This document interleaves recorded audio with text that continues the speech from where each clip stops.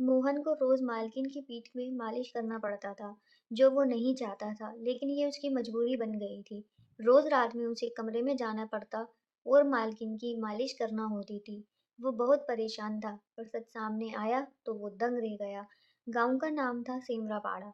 चारों तरफ कच्चे घर, धूल भरी गलियां और मेहनत की गंध। इसी गांव के एक टूटे फूटे झोपड़े में रहता था मोहन, करीब 16 साल का दुबला पतला लड़का। मोहन के पिता खेतों में मजदूरी करते दुनिया से चले गए। माँ बीमार रहती थी। एक बहन भी थी जिसकी जिम्मेदारी मोहन पर थी। घर में खाने को 2 वक्त की रोटी भी अक्सर पूरी नहीं होती थी। मोहन पढ़ना चाहता था, आगे बढ़ना चाहता था, लेकिन हालात ने उसे जल्दी बड़ा बना दिया था। वे दिन भर इधर-उधर छोटे-मोटे काम करता। एक दिन गांव में चर्चा फैली, शहर से एक औरत आई है, किसी लड़के को काम पर रखना चाहती है। उस औरत का नाम था शांति देवी, उम्र करीब 35-40 साल। वे शहर में अकेली रहती थी। पति का साया सालों पहले उठ चुका था। कोई औलाद नहीं थी। उसे घर के काम के लिए किसी भरोसेमंद लड़के की जरूरत थी। गांव के प्रधान ने मोहन का नाम सुझाया। जब शांति देवी ने मोहन को देखा तो उसकी आंखों में वही बेबसी दिखी जो उसने कभी खुद में देखी थी। काम बहुत होगा, उसने साफ कहा, लेकिन पढ़ने से नहीं रोकूंगी और पैसे भी अच्छे दूंगी। मोहन राजी हो गया। माँ ने कांपते हाथों से बेटे का सिर सहलाया, ईमान से रहना बेटा। और यूं मोहन शहर चला गया। शांति देवी का घर बड़ा तो नहीं था, लेकिन साफ सुथरा और सलीके वाला था। मोहन सुबह जल्दी उठता, झाड़ू पोछा बर्तन कपड़े सब करता। शांति देवी सख्त थीं, लेकिन जालिम नहीं। समस्या रात को शुरू होती।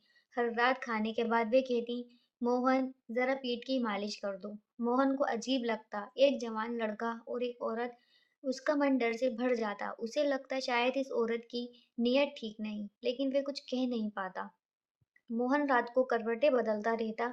उसके दिमाग में अजीब अजीब ख्याल आते। वे बस अपने परिवार के लिए चुप था। उनकी बेबसी उसे याद आ जाती थी, वरना वो भागना चाहता था। वे मन ही मन उस औरत को गलत समझने लगा।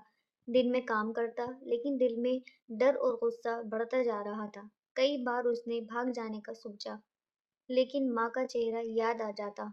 एक रात शांति देवी की तबीयत ज्यादा खराब हो गई। वे दर्द से करा रही थी। मोहन घबरा गया। Aunty, doctor बुलाऊं?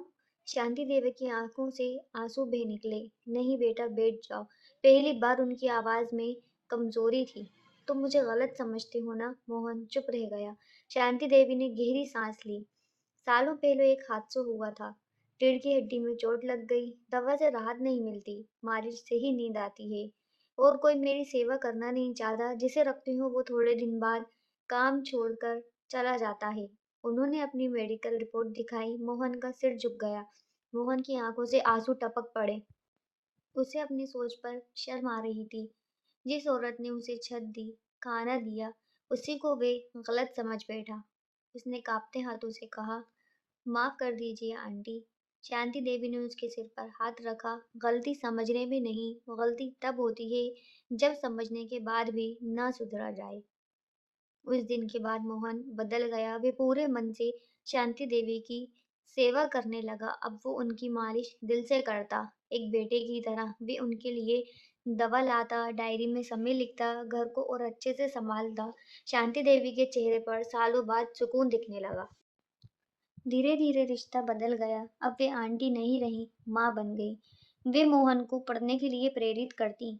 तू सिर्फ नौकर नहीं है, तू मेरा बेटा है। अब मोहन उस घर में अपनापन महसूस करने लगा था। कुछ सालों बाद मोहन पढ़ लिख कर नौकरी करने लगा। बहन की शादी कर दी और शांति देवी ने अपना सब मोहन के नाम कर दिया। तो वह अपनी माँ को भी शहर ले आया। मोहन ने अपनी पहली तनख्वाह शांति देवी के हाथों में रखी। माँ, ये आपकी है। शांति देवी की आंखें भर आईं। इस दुनिया में हर चीज जैसी दिखती है वैसी होती नहीं। गरीबी इंसान को मजबूर कर सकती है, लेकिन गलत सोच इंसान को गिरा देती है। और कभी कभी एक गलत फहमी के उस पार एक माँ छुपी होती है।